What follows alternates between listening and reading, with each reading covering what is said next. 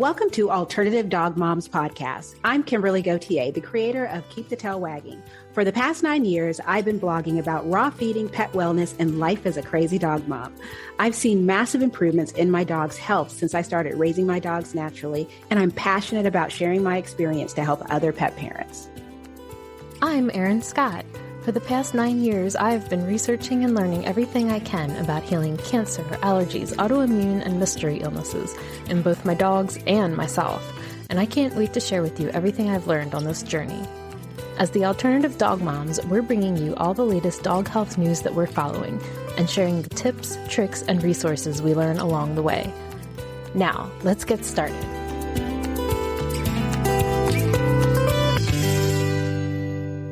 Hello, Kimberly. Hello, Erin. How are you? Doing good. I have a big, gigantic puppy in the house. I don't think she's going to actually get that big. Yeah. So I had the weirdest, I just love my life sometimes. But the woman, one of our delivery people comes to my home. And whenever the delivery people come, I ask them, hey, I got a puppy. Can you help me? And they're like, yay. And I'm like, okay. And so I go and get Bella so that she can meet a new person. And because she's pretty shy around new people. And so I'm trying to get her just a little bit so that she's not piddling whenever she meets a new person. She submissive peas. This woman, she has German Shepherds. And she was just like, I see the German Shepherd because she has like the markings, certain markings that German Shepherds have. She was like, but she's not going to be as big as a German Shepherd. And I was like, right? When we got Bella, she had these huge paws where it was just like, oh, you're going to be big. But somehow she's grown into her huge paws, and now they just look like normal sized paws. And so I'm thinking she's just going to be a normal sized dog. But she thinks she's big like Apollo, who is twice her size. And it's hilarious watching them play together because they roughhouse. And every now and then I hear a squeak of, a puppy like, did she get hurt? And I'll go find her and she's chewing on his leg or something. And I'm like, oh, you're fine. But puppy update, she is now going in and out of the doggy door on her own. Oh, brave girl. Yeah, it took her several weeks, but she's finally brave enough to go in and out. So happy day. How are your pups? They're good. The good news for Nino, the limping seems to be controlled on half the dose of the anti-inflammatory. And just today, I went and picked up our herbal anti-inflammatory from our vet who just got over COVID. And so we're going to start transitioning him onto that. So I'm very happy that he didn't have to be on the Prevacox for very long because it can be damaging to the gut health. We kind of just got all his gut health figured out these last couple months, and I didn't want to mess this up or take any steps back with that. So luckily we're on a good trend with him. And everybody's pleased with his x-rays. Our chiropractor looked at it. Our other, vet, our regular vet looked at it, and they didn't see anything concerning. They don't think that he's limping because of arthritis. We think it's probably more of an acute sprain, strain type situation. And so hopefully he'll be back to normal soon. So I feel like we dodged a little bit of a bullet with that one because I was really worried at first. And then I just dropped off Penny's urine sample back to the vet. So we're going to send that back out and make sure everything is all cleared up before we take her off the antibiotics. So nice. We should know something soon. And then because she still seems to be just like drinking more water than usual and just urinating more volume, we might look into testing her for Cushing's. Okay. So that's kind of where we're at. So at least I feel like we're at least like we know more now than we did a couple weeks ago. So I can calm down a little. Yeah. Yeah. Everyone's, Bella is going to the vet on Thursday. She was supposed to go today, but I got a new phone that lost all my contacts and all my calendar stuff. Kimberly is literally new phone. Who dis? I know. That's basically what it is. All the time. I'm just looking at numbers like, I don't know who you are.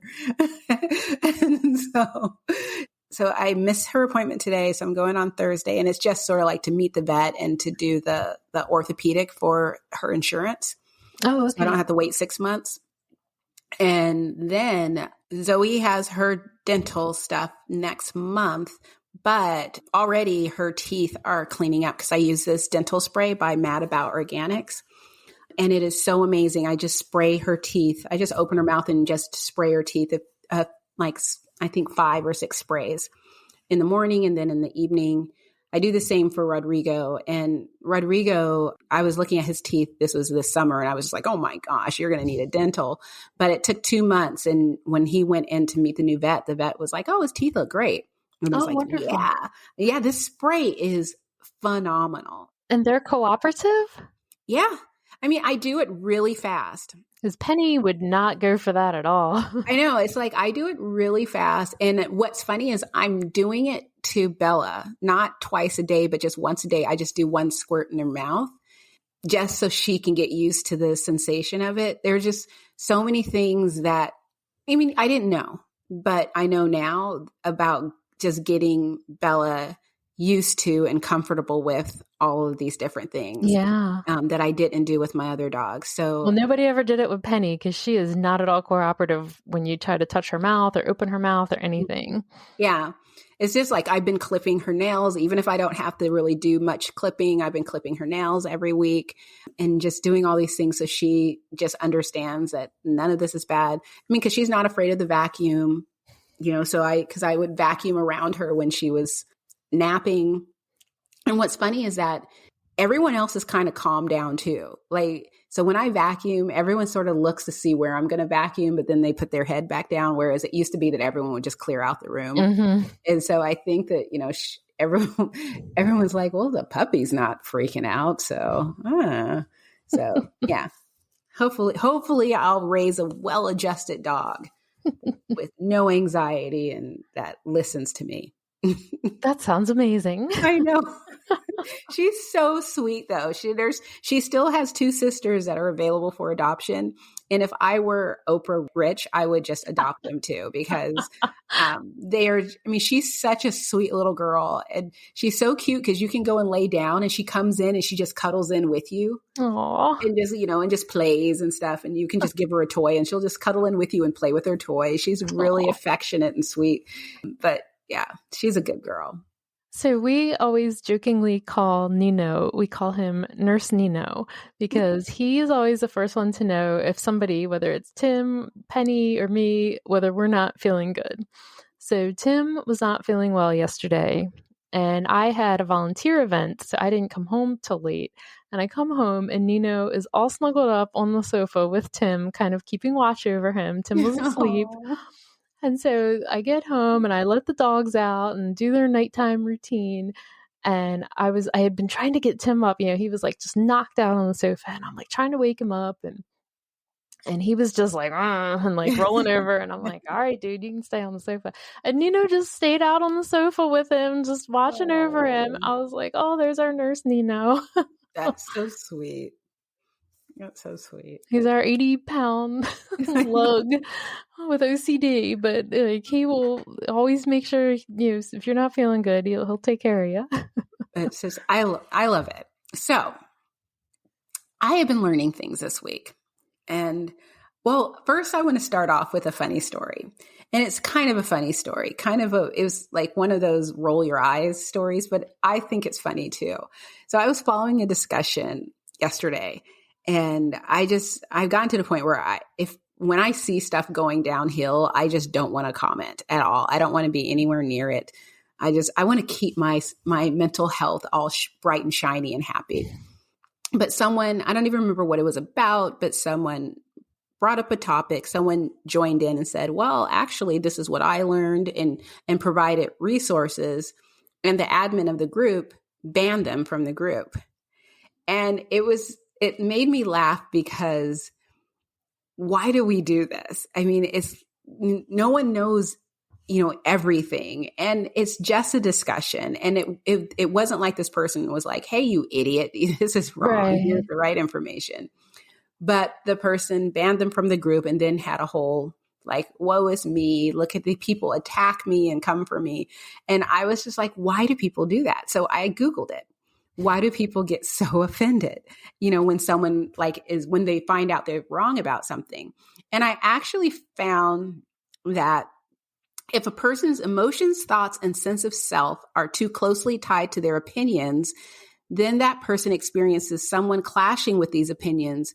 This can cause a feeling of rejection. And it was just like, oh my God, that makes so much sense within our community, because we're so attached to our animals. We're so attached. I mean, it's just like if you tell someone that their dog is fat, it's like telling them they're fat.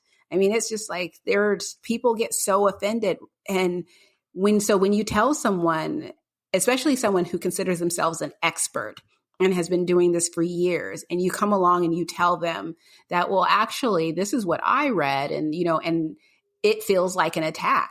And, and although I think on some levels I thought that, well, the person feels attacked, I never really thought about the fact that they are very much tied into basically you're not just attacking their knowledge, but you're attacking like everything about what they do, that they've devoted their entire lives to something.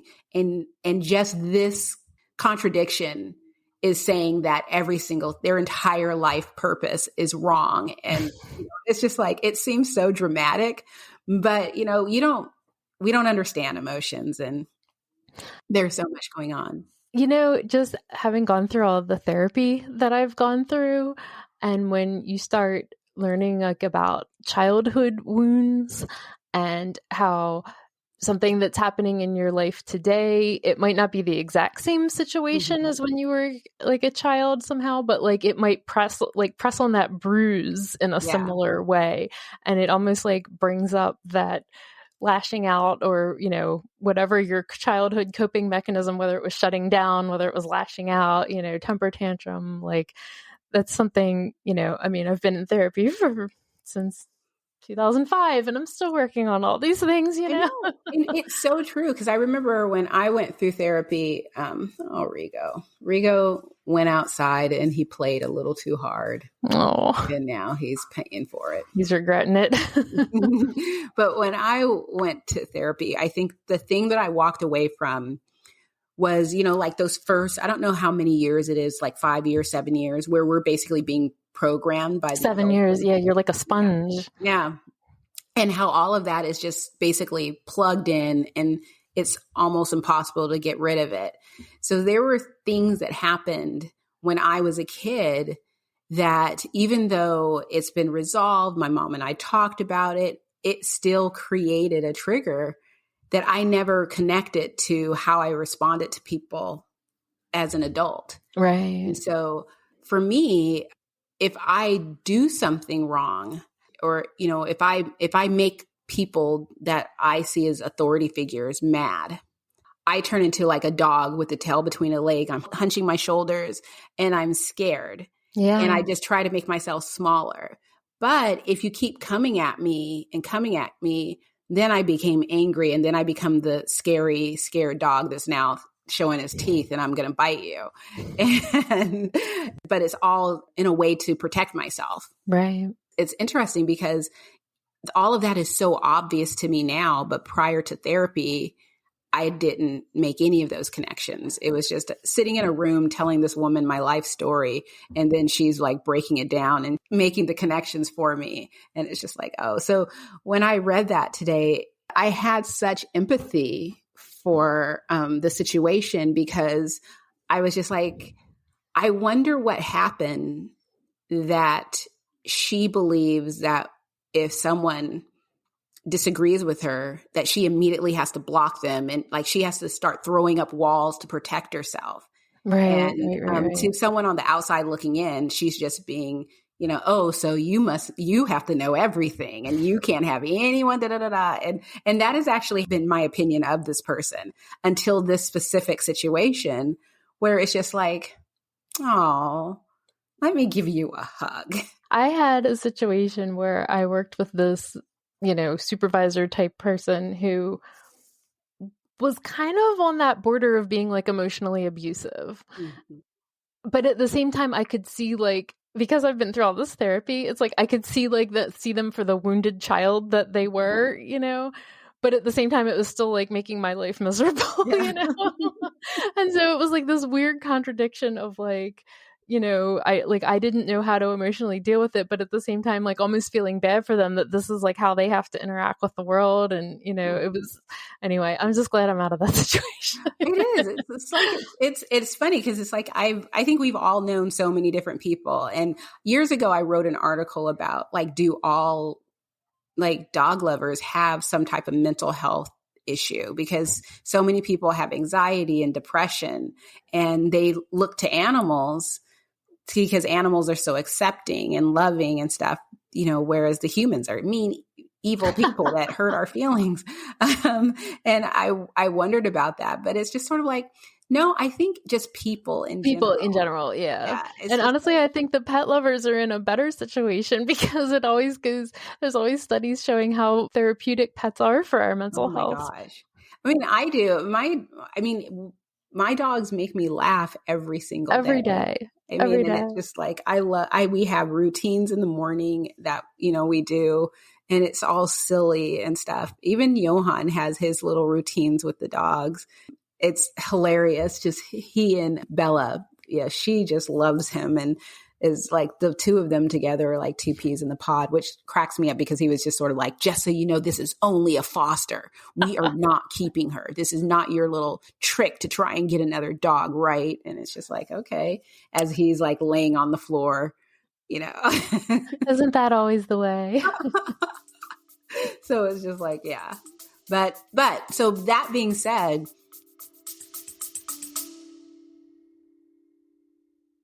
hey, quick question for you. Are you someone who wants to be fit, healthy, and happy? And what if I told you could get your dream body by simply just listening to a podcast? I'm Josh. And I'm KG, and we're the hosts of the Fit, Healthy, and Happy podcast. Listen, we get it. Fitness isn't easy. Carbs, no carbs. Just stop, okay? It doesn't have to be that complicated. And that's why we made this podcast. We get straight to the facts so you can become your best you. So the way to check us out is click the link in the show notes or search Fit, Healthy, and Happy podcast on any of the major podcast platforms. We'll see you soon.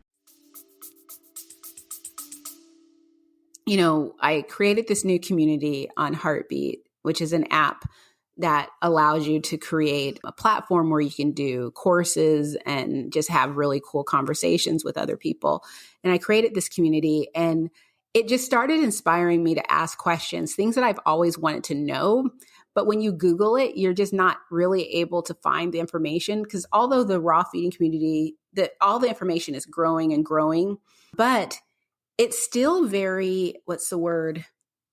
There's still just a tiny amount of information on certain things.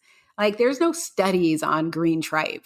You know, we're just listening to what other people are telling us. So I had 3 things that I believed about green tripe, and I questioned whether or not they were true. And one was that it was very high in fat, that it was the perfect balance between calcium and phosphorus. So it could be a substitution for bone in the diet.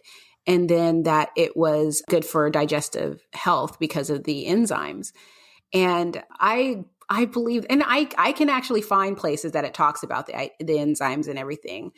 But over the years, just suddenly I started asking myself questions, and I asked that question in the community and learned that, one, yes, it is high in fat, but it's not like crazy high in fat, but just high enough that if you have a dog with chronic pancreatitis, you should probably think about whether or not you want to feed that to your dog. The balance of calcium and phosphorus is accurate, but there's nowhere near enough calcium for it to actually be a substitute for bone. So, you know, go ahead and feed it, but you still got to get that bone in there. And 3, because my thought was, okay, so the digestive enzyme. So you slaughter the cow, you process the green tripe, you grind it up, package it, freeze it, store it, ship it. I buy it, bring it home, thaw it out, feed it to my dogs. You're telling me that those yummy enzymes are still active in there? And someone told me that no, those enzymes pretty much start dying off shortly after the cow has been slaughtered. So it's just not. It's just basically a yummy food to feed to our dogs, another protein to feed to our dogs. So that was just sort of one of those things where I suspected it. But now that I know that it's true, it's just like, I'm still going to feed green tripe. But it's like, And 10 years ago, which I've been feeding raw for almost 10 years, green tripe was a powerhouse. I mean, and that was a superfood. And there were people actually that only fed their dogs green tripe. And I remember a group where someone said that that's all they fed their dogs, and they were kicked out of the group. And I thought it was so mean because I wanted to know why. And it's like, why do you own? And they were just like, that's just irresponsible. And that's not a, diet, da, da, da. And I was just like, okay. And never asked again. I've had some interesting Facebook group experiences lately myself. In one of them, I was going back and forth with someone, and they knew that we did this podcast, you and I, and they asked me what the name of the podcast was, and I told them, and then my comment got deleted, and I got a warning for being self-promotional. For answering a question that somebody else asked me. So that happened. And then the other one was just me being more of a silent observer. But, I was in a Facebook group for a health issue that my old gal Kalua had. And, it's been over 7 years since she passed, but I was still in this group. But I just was always interested in learning more about it. And I think you'll understand, like, sometimes there's these people who start a group and they have their own philosophy and they aren't open to anybody else's information or thoughts. And it's like, you do what this group says and that's it. And so I had to just leave that group finally, and like it was nothing that I commented, I wasn't, but it was just, I've been watching this for a long time and I'm like, I'm not going to learn anything helpful here. This is just one person's, rule of law. And I wish and I guess that's the danger sometimes, right? With Facebook groups is like, you just type in like, and this is what pops up and, it has like 5,000 people or whatever it is. And they must know something or, Exactly. They're very active. And people can be so convincing too. Cause, going back to, our conversation last week, Dr. M, although I watched her video and was just like, okay, this person clearly has a beef with Dr. Becker. And that's what this video is about. To a person who's so new to everything and just trying to get information, you can be swayed by all of that. And it's hard to understand when you should be questioning someone or something that they're sharing and when you shouldn't. And when you look at some of these studies that aren't really studies, they're just, written up to look kind of like a study, and they maybe call themselves a study, but it's, it's just someone saying, hey, there's 60 dogs here and we noticed something in common with all of the dogs. So I guess that's the truth. And it's just like, it just doesn't work that way. But again, when you're new, it just doesn't even occur to you. I remember when Sydney was diagnosed with hemangiosarcoma, I had people giving me so much advice, and it's like, it's one of the reasons why, not that particular situation, but I do not like unsolicited advice, especially when it comes to health situations, because people will throw out all kinds of information out there and they have no idea what they're talking about. And people will believe them and make the situation worse. And when that happened, thankfully, this woman who had a dog that had died from hemangio contacted me privately and just says, I hope you don't mind. And just said, basically broke down what people were telling me and telling me why it was wrong, and told me things that like the veterinarian didn't tell me, I didn't know. And I wouldn't have known there's no place, at least that I saw, that said, if your dog is diagnosed with hemangio, don't feed them these foods. Don't give them CBD oil. There are so many things that I would not have known to check out. And you're just in kind of a cloud of like, I cannot believe that this is happening. And it's just, I worry about people who join the fresh food community or just anything holistic or natural and end up in a group where people are very much attached to one way of doing things and they aren't keeping up with the new information out there. I think I saw somewhere where someone was kicked out of a group, but they had said something and they shared their resources. They went and found resources and stuff. And one of the resources happened to be Dr. Connor Brady's book.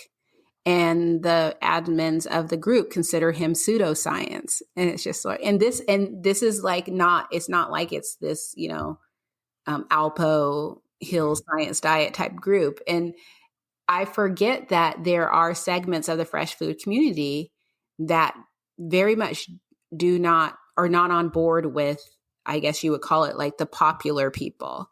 And they do consider that pseudoscience, because I remember being in groups where the rules were, and these were raw feeding groups, where you were not allowed to share anything from Dogs Naturally magazine, Dr. Karen Becker, Rodney Habib, Judy Morgan. They had a whole list of all these people. You could not share any content in that group. And if you did, you would get kicked out. And I just... Dogmatic. That's the word that I've been trying to think of. It was just, it's so bizarre, because my thought is that why not let people share it, and then let's talk about it. And if you can break it down as to why what they're saying isn't accurate or what's missing, let's have a conversation about it so we can all learn something. Don't just completely shut the door. But I don't know if maybe they did try to do that at one point in time and it just turned into a hot mess. So they just were like, nope, never mind. We're not going to allow you guys to talk about these people. I'm just glad I don't have a raw feeding group, because it's just too hard. So the other thing that I learned was fur. So I learned a long time ago that the manganese, because I would hear that fur is a good source of manganese, good source of fiber, good source of manganese. And then someone told me, yeah, it is a source of manganese, but as far as how much your dog is getting by eating fur, that is not known. And so I don't think you can't use fur to basically meet that nutritional requirement. And recently, Gabrielle Joy, who runs the page Canine Ascension, said that it's not actually the hair, it's the like the oils on the hair where the manganese is. So it's complicated. But then the fiber, I'm sitting here reading, and I usually don't do this, but I was up until like 2 a.m. reading articles about fur, because I was just so fascinated and I couldn't get it out of my head. And basically found that, and it's something that I never thought about, but one person said, why do you think your cat pukes up hairballs? It's not digestible. And I was just like, but that's not true. And to me, in my head, I'm not thinking it's like digestion as in it's absorbing nutrients. I'm just thinking it makes its way through the digestive tract. So it makes it through. But they were just sort of like, no, I mean, yes, it may do something where it's scraping off the walls of the digestive tract to clean it up, but that's basically it. There's no nutritional value. It is not a source of fiber. And I was just sort of like, okay, so I can understand the manganese argument, but I could not believe that it wasn't a good source of fiber. And so I read and read and read and learned that is actually keratin fiber, which if you go to the beauty store, you're going to find a bunch of beauty products with keratin for our hair. It's not dietary fiber. It's like either keratin's for our hair, but also fiber for when you're making clothes. So a textile fiber, but it's not a dietary fiber. And that just blew my absolute mind. Yeah. And my friend who is a vet tech and manages a vet office, she was just like, because I was talking to her about it, and she was like, oh my God, it drives us crazy when people feed their dogs, because it's so risky that if you feed fur too much, it can cause a blockage. And if they can't puke it up or get it to go through, then you have to go in surgically and remove it. And I'm just like, wow, I've been feeding raw for 10 years. And I just get such a kick that my mind can still be blown with information. It was a good week. It was a good informative week. There's so much to learn always. So what do you want to learn this year? I'm obsessed with like ozone and the fecal microbiome transplant stuff. And I know like enough to like know how it works and know that it's beneficial, but it's like, I always want to know everything about everything. So those are things I am always obsessed with learning more. And my vet will sometimes get ozone machines that she'll rent out. And so we might end up doing that with Penny. So we'd have to learn how to, administer the ozone to her ourselves, which we've never done. And it like freaks me out a little with the oxygen tanks and everything. Tim would have to be involved with anything explosive. But that's one thing I'm like always wanting to know more about. Yeah, for sure. I think I want to know, well, definitely the microbiome, which I'm just absolutely fascinated with. And I actually had it, and I think I lost it in my head as far as what I wanted to know more about. I want to know more about our dog's hormones. So now that I have this puppy's already been spayed. Ooh. The things that you can do. Like I have a supplement from the Mercola line that is a hormone supplement for female dogs, and I'm adding that to her diet.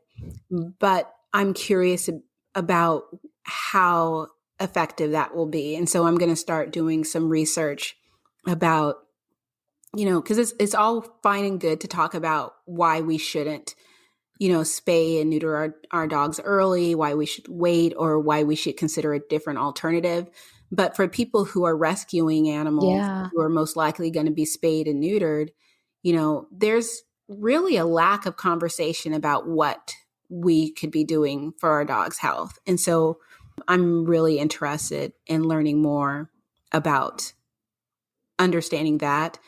I've also so I know you're coming out with your journal. I am impatient. So I bought a calendar and I'm marking on my calendar Rodrigo and all of my dogs, but mostly Rodrigo's behavior. And one thing I found is that, so I was feeding him, he's back to eating raw again. I don't know what changed, but he just a couple weeks ago was like, yeah, give me all the raw. But, I was feeding him a little bit of the farmer's dog here and there. But recently I was really feeding him a pup above, like a lot.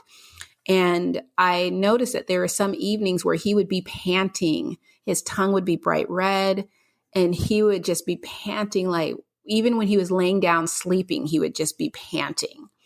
And so I was trying to make notes to figure out like what could be changed, what's happening. Mm-hmm. And I started cutting back his Up Above and just adding like a little bit of it within raw. And he was eating it just fine. But I found that it was food that has rice and food that has white potatoes. He does not do well on it. I have no idea what it's doing, but it's after those meals that he is panting like crazy. And ever since I stopped feeding him a Pup Above, and this is not to say that that's a bad food, it's just not a good fit for him, like not all of their recipes, because I think 2 of their recipes has potatoes and the other 2 have rice. So it's just sort of like he can eat it, but it has to be very small amounts. Like, it comes in a little brick and I would have to just basically take off maybe an inch of it, cut it up, and that's what he can have as sort of like a side dish. But he can no longer eat a full meal of a Pup Above over an extended period of time. But I just would be curious to know what's happening in his system. But going forward, I want to start really tracking each of my dogs to figure out, like, if I notice a certain behavior, writing down, like, this is what they're eating, this is what their exercise has been like. Yes. And then make those connections about what, because it's impossible to just remember. Yes. You have to write it down so you can go back, because I was actually able to figure out within a few days what was going on, but there are some things that it's probably going to take a week or a few weeks to figure out what was going on. So just to try and better understand the connection between different ingredients and how my dogs respond to it. That's yes. So that was pretty cool. I thought that's what I'm trying to do. It's very beneficial. I mean, I couldn't believe how, just writing some notes of this is what he ate. And I just wrote panting really heavy at night. And I thought it was sundowners. And I think the thing that sucks about these things is we'll Google this stuff, come up with an explanation that sounds reasonable, plausible, right? And then we just stop. And although, it could be sundowners, I read that, dogs, as they get older, they start getting a little more anxious because they can't hear as well. They can't see as well. They're achy from arthritis. And so in the evening, they will pant a little bit more because they're just a little stressed out. And, it's sort of like, well, that could be it. But he was panting just like, it was like, no, something's wrong with my dog type of panting. And I took him to the vet and they were like, yeah, he looks great. And it's just like, well, come to my house at 9:00 and tell me that. And with Chinese medicine, something we learned from our vet was, if they're panning, to make a note of what time it is. And if it's consistently at the same time, there's like a body clock that corresponds in Chinese medicine. So like if it's like, 9:00, it's like the lungs. And if it's like 3:00, it's the liver or something. So you can find like those clocks, those Chinese medicine clocks online and see if there's a connection there. Yeah. Because my vet actually, the clock that she has in her office has all the different times and the like corresponding organs with it. Yeah, I see. And that's another thing that I want to learn more about is just traditional Chinese medicine and food energetics. I think it's so fascinating. And it's, I was looking at our co-op now has camel and another protein that we've never had before. And I can't think of what it was. And I didn't buy it because it's like ridiculously expensive. It's like almost $10 a pound. I can't do that. But I want to know, like, what is that? Is that warming? Is it cooling? And I know that I can Google it and find out. But I would love to reach to a point like Dr. Morgan, where she talks about, how the animal lived. And that'll tell you whether or not they're warming and cooling, hot, etc. So, I still have I took it down. I have my poster with all the Chinese medicine stuff. I took it down because I had to paint a wall, but I'm going to put it back up soon. I love that thing.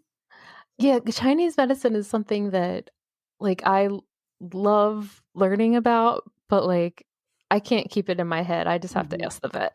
Yeah, it's a lot, especially because it's similar to nutrients where when you're trying to balance a diet with software, and so you add more of this and it throws everything else out of whack. Right. You have to understand how different nutrients impact each other. And there are people like my friend Destiny White is like this. Ronnie Lejeune of Perfectly Rawsome is like this. But there are these people who they've taken the courses and they've educated themselves, and they can rattle this stuff off. And it's just like, I can't, it's just too much. I don't know what I put into my head, but it's all filled with something else. And there's just no room for understanding. It's filled with the lyrics to Shoop. I just can't. It's exhausted. My Shoop. I know. I loved that so much. I know. I was so happy when someone did it. Someone, what is it called? Duetted it. Yeah. I have almost 1,000 followers on TikTok. I feel so happy. A lot of them are kids and they do not look 13. I do not follow them back, but whatever. Once you get to 1,000, you can do live. So my goal was to get to 1,000 so I can do meal preps. Okay. And you can just sit the camera there and just let it go. And so I learned that from a young person when I was at the event in California. And Ruby and I were asking them, so what do we do? And they're like, yeah, just turn it on. People will just sit and watch you. And they're like, so should we talk to them? She's like, you can, but you don't have to. And they're like, and they'll just listen and watch us. And they're like, yeah, they'll just watch you. So it's like, so I've been waiting, trying to get to 1,000 so that I can just do live meal preps. But as far as, anything else, what I want to learn this year, and I'm working with a dog trainer, Dayton Cummings of Kilted Canine. Every Friday we get on the phone and have a training session. Oh, wow. And it is so much fun because he guides me. He lets me determine what I want to learn and what I want to teach Bella. But he also comes up with things for me to teach her. So I don't know if Dayton listens to this podcast, but I have not been working on the latest lesson, which was 2 weeks ago because we took last Friday off, but I am going to start on it tomorrow. But, figuring out, well, she already had a good sit, but just marking good behavior and learning how to mark good behavior. And I didn't want to use a clicker because I can never find the clicker. I've never been good at I'm always delayed at it, or somehow I go to click it, but nothing clicks and it's just a mess. And so he was like, that's okay. We'll just do it with the word. So the word is yes, and learning the timing of that. And so I'm working on that with her. And then also, we're going to work on place. So I want her to, go to her place and stay there when I need her to do it.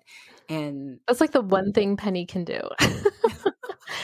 Like, she's very temperamental about sit because she doesn't like cold floors, or like, so she'll sit on the carpet. But if you tell her to sit in the kitchen, she's kind of like, But place is the one good thing that she does. None of my other dogs are trained. I mean, they're good dogs, but they are not trained. Not really. They're trained for the, so they can get along in the house. Mm-hmm. I call that manners. Yeah, they can get along in the house, but we don't have company come over, so we've never had to work on, how do you behave when someone comes to the door and stuff like that. So I'm that person where you knock at the door, I'm like peeking through with me in the back because my dogs are not trained. And I just want to do better for Bella. And I didn't really think that I could because, she was going to take her cues from the other dogs. But Dayton assures me that no, it'll be fine. And it'll be good because since she's so much younger than them, if they need a break from her, I can, put her on her place and she will be able to give them a break. But for like right now, she's really quiet because she's probably sleeping somewhere. But it's like, so that's what I'm really getting a kick out of, is just learning. And he's so cool because he'll do a video, he'll explain everything to me, and he's perfect at explaining it. I mean, everything that he explains, I completely understand exactly what he's saying. But then he follows up with a video. He'll record himself doing it with one of his dogs and sends it to me. And that way I know exactly what I'm supposed to be doing and the timing and like the body language. Cause he's like, when you're giving him a treat for doing something, you don't want to say yes as you're giving him a treat because you don't want that to be the signal. You want yes, and then you give them a treat. And that's something that I've been told before, but I always forget. Oh, and he also told me, don't say her name. So don't say Bella sit, Bella come, Bella. And, he's like, don't do that. Just say the word because eventually it'll make her name not mean anything anymore if you're saying it all the time. So it's like, this is good stuff. I know. And I thought that I had to say her name because it's like I have 3 other dogs in the house. Right. And no, I can just look at her and say, sit, and she'll sit. And no one else sits unless they want to. And usually because like Apollo will come over because it's like, oh, she's about to give out treats. And so he'll sit down too. Also, I learned this actually when I was interviewing a dog trainer, the dreaded dog trainer. I follow her on Instagram, and Dayton backed it up we make these commands that are super long, and our dogs are like, I have no idea what you're saying. And they're coming off of our body language and stuff. So if I say something like, okay, Bella, come on. It's time to go to bed. It's time to go night-night. Go get on your bed. That's not, but I can just have no idea. Go get on your bed or on your bed. And she picked that one up really quickly I just started pointing to her. I'll be like, okay, go to your bed. And she'll go and lay on her bed. And so she completely understands that. And I do that with my other dogs where I'm just sort of like giving them all these long commands and, and I'm having these long conversations and they don't do anything consistently. But when I just tell them, this is what I need, this one thing, they do. Yeah. Like all we had to say is like, Nino, crate. And he's like, boom, in the crate. Yeah. Or, if he's really comfortable at night and it's like, Nino, outside, and he'll just kind of look at you and then you're like, Nino, outside treat. And then he's like, okay. And then he'll go outside and then we'll get a treat when he comes in. Yeah. That was like the other thing is like, I wanted to teach her, I want her to understand what let's go potty means. and she does understand, because I'll just ask her, "Hey, Bella, potty?" And she'll gets up and walks to the door, and she knows, and she's doing pretty good. And so, yeah, so that's what I'm hoping to really pick up on, is just having a clear understanding of interacting with my dog, and just understanding what the different things mean that they're doing, watching how they interact with each other. And also, I just want a dog that, isn't afraid of everything, that I can take everywhere with me. And Apollo is close to that. He gets a little too excited when he sees people, but he's starting to understand that just because we see people does not mean that you're going to go and talk to people. So he's no longer dragging me, or attempting to drag me over to every person he sees. And I just want her to be on that same page. She's actually, when she sees people, her hackles go up and she starts growling. And it's like people are looking at this cute little puppy, and she gets attention because of those eyes. People see those eyes and they're like, you can see that they're about to ask, and then she's like, gosh. So I just want to get her a little, better socialized, but still, understanding like there's a time and a place for, when you want to go and get attention. I don't know if I told you this, but I take her to this brewery, not every weekend, but most weekends. And she's been there with me twice now. And she's already recognizes like some of the people. So there's a family or a couple there that has their old dog. His name is Pepsi. And so she goes and says hi to Pepsi. And then my friends, they all have dogs. And so she goes and says hi to all of them. And then she goes and lays down usually underneath my friend's chair. And because she still remembers Jennifer. Jennifer is the head of our rescue. And she gets her chew, and she lays there with her chew. And she's so good. She's such a good puppy. I mean, it's astounding to me. So I'm curious to know what she'll be like when she's big, because Apollo is gigantic and still so puppyish that it'll be interesting to see if she retains all of this, affection and sweetness as a bigger dog. Yeah. I think the one thing I want to do with my dogs this year and learn more about, and I had started a little bit with Penny, and now that Nino's having this like limping issue, is like with canine rehabilitation and like learning different exercises that they can do to like keep them, healthy as they're getting older. So one of the things with Penny that we were learning to do is to try to get her to walk backwards. And that's actually really good for their hind end, because she's lost some muscle mass in her back legs, but she does not like walking backwards. How do you even do that? Well, it's not how we're doing it, apparently, because she'll either sit down or she'll just turn around and be like, yeah, I'll just go that way, Whereas Nino is actually really good at walking backwards, because he basically backs himself out of the kitchen every time he eats, because he's all like OCD, and he like gets really weird when he's done eating. And so instead of just walking forward and leaving the kitchen, he'll just sort of back himself out of the kitchen. Because it's like his brain forgets how to like turn around. So Nino actually has really good beefy back legs because he walks backwards all the time. So yeah, so I think there's a canine rehabilitation facility that's attached to a vet office, and so I might actually just see if I can schedule a couple appointments there so we can learn how to do some things with her ourselves. Because Penny's very funny about like training and learning new things. Like she's kind of like, no, I'm good. Like I'll sit here and watch. But actually, my last Believe in Dog episode, the last one that I did of 2022, was actually with a woman who's a physiotherapist. She's based in the UK, where they call it a physiotherapist for dogs. And so she talked about rehab and prehab, which is prehabilitation to prevent injuries. And so I was like, I need to learn more about this for my dogs. And with everything going on now, I think that's going to be one of our big things of the year. So speaking of Believe in Dog, because I haven't listened to it yet, How was it talking to the guy who's, the dog dad for, is it Maple and Olive? Yes. He's hilarious.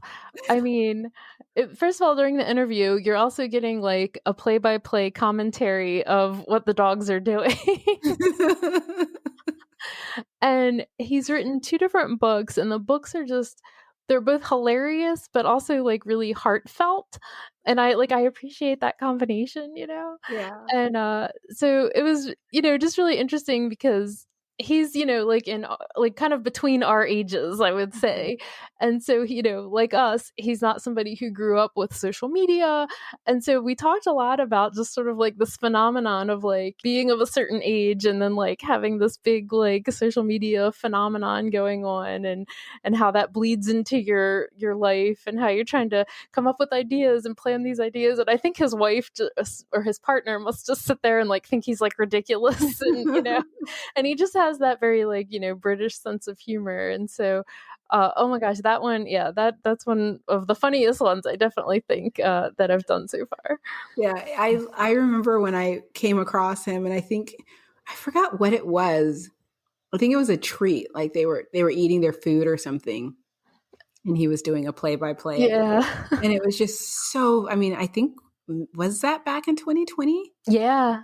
And it was just so funny. And then whenever something would pop, I'd be like, oh, I knew one. It's that guy. Yeah. Because it wasn't very often. And it was just so exciting and fun. And it was just like such a really clever, fun thing to do. It's similar to that guy who has a Sherpa, which is a husky. And he's in the UK as well. I think he's in the UK. And I'll sit there and watch his videos with his dog, and he's just going around with his dog, and, his dog's howling at people and stuff. And he's having these conversations with his dog. And I just think it's so much fun. And it cracks me up because is it Noah and Lincoln? I follow them on Instagram, and, where these people put their lives, just, fun things that they're doing with their dogs. And for some reason, because so many people we're all putting our dogs on social media, but there are some people that just, it's so much fun. Yeah. And it's like they put so many videos out of the 2 of them putting clothes on their dogs and how that goes. And I will watch every single one. I'll just sit there, oh, yay. One of my favorites is Love and Nas, and it's this guy who has this pit bull, and they basically are always sitting in the car listening to some kind of hip hop, and the dog is always sitting there bobbing their head along with the beat, and sometimes he's wearing like a wig or a hat on backwards or a necklace, and I just always laugh because I'm just like, oh my god, that's like Tim and Nino. Like one time they had Tupac and they both had like bandanas on, and I like screenshotted it and sent it to Tim like, oh my god, this is you and Nino. It's just so funny. I just love that people come up with these things. They're just so freaking clever. Oh, another thing I want to learn, leaky gut. I'm going to start researching leaky gut. Yeah. I bought a new book about nutrition and nutrients. I was trying to find something that would give me some of the information that you would get in the NRC guide, but just written more for the average person. And so I'm hoping that I've just sort of received the book. I haven't really dived into it. So I'm hoping that that's going to be something that can help. But I also want to just understand more about leaky gut, only because for some reason I thought it was a very complicated concept when it's actually not very complicated at all. And so I'm working on that as well. I have a lot of blog posts where I go in and I just type in a title because it's something that I want to research and learn. And then I have about 45 of those sitting there waiting. And I really need to just sit down and actually one by one start going into each one. So we'll see. I just want to know everything about everything. Is that too much to ask? It is. It's so much. It's just so much fun. There's so many things. And I love how different everyone is. I think it's really interesting to start a conversation and see like all manner of people reply with different perspectives. So I recently reshared a review that I did of the farmer's dog because Rodrigo loves that food. And, some people came in and they were like, I don't like food with potatoes. I don't like food with synthetic ingredients. I don't like the way that food smells, or I love that food, or, oh, yay, I'm about to try that food. And it's just sort of like a little bit of everyone giving their thoughts about it. And it's, it's one of those things and it's okay. No one said anything yet that has made me scratch my head to wonder. But I do think it's the whole conversation about synthetic vitamins is really important and interesting. But I feel like sometimes, I know I can only speak for myself, I feel scared away from certain things because people say synthetic vitamins bad, and it's just like super black and white. Whereas when you start reading up on synthetic vitamins, actually, no, it's not bad. You just don't want that to be the big bulk of your dog's diet. And you want to understand where the synthetic vitamins came from.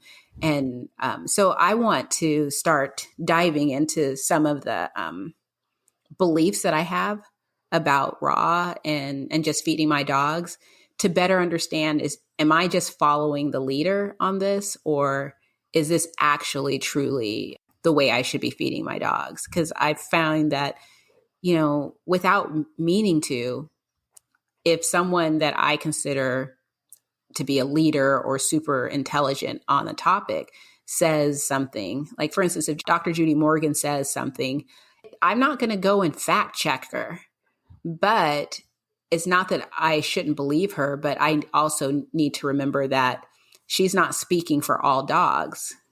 She's just giving us information. We still have to take those steps to make sure that that is something that would work for our dogs. So right now she's doing a lot of information this month about spay and neuter. Yeah. I'm really enjoying reading up on that and what she's saying. And it's just sort of, again, to go back to what my first thing is, it makes me want to know more about what do those of us who rescue, what do we do? And finding those resources, is there anyone out there that's putting out content for us? Mm-hmm. Because, we don't really have a say or a choice all the time.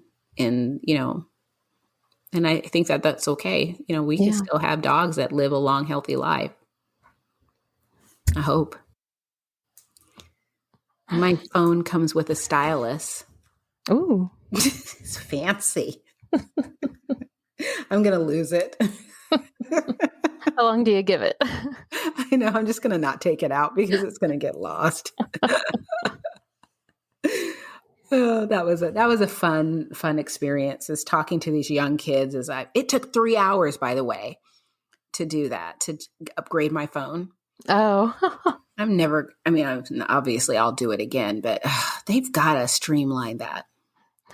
I've had my phone for 4.5 years now, just because I hate the process of getting a new one. Johan only went and got a new phone because his just wasn't keeping a charge anymore. And it just wasn't. It was his phone was like, dude, I'm done. Goodbye. Yeah, I have to keep a charger at work and basically keep my phone on the charger all day at work and then come home and charge it at night. Yep, that's what he does. And so, yours is time. It's time. You have to go and suffer through. I was I don't want to be an old person that isn't with the times, but man, it's such a pain in the ass sometimes. It is. I went in there and just said, because Johan got a Samsung S22, and I just wanted a better phone than he got.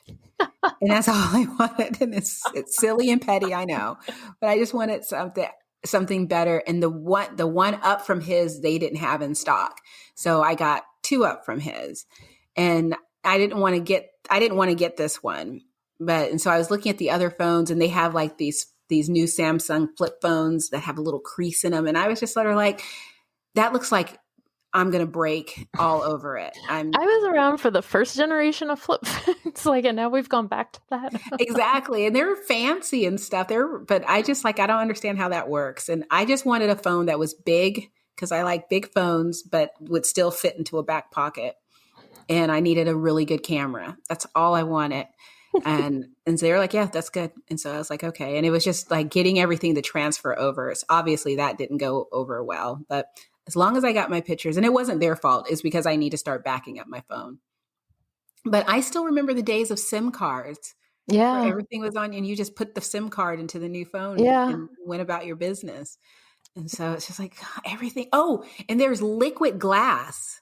So instead of putting a little plastic or whatever thing, they put this liquid over your screen and they spread it out and let it dry. And that's your screen protector. Yeah. So you don't need like an OtterBox or anything? No, you still need that. Oh, okay. And so I still have that. And then, but this right here, there is some liquid glass thing on top of it. Oh, wow. Yeah. So, yeah. Are you also an Android person? I am. Okay. I always thought I was like the only one. I am very much. I mean, like I'm looking at you on a Mac. Also a Mac. Yeah. But my phone's Android. But yeah, I have a Kindle. I love my Kindle so much. That was probably the most, I mean, Johan does good on presents, but the first really amazing present he ever got me was a Kindle, where I was like this kid that went into a corner and just read.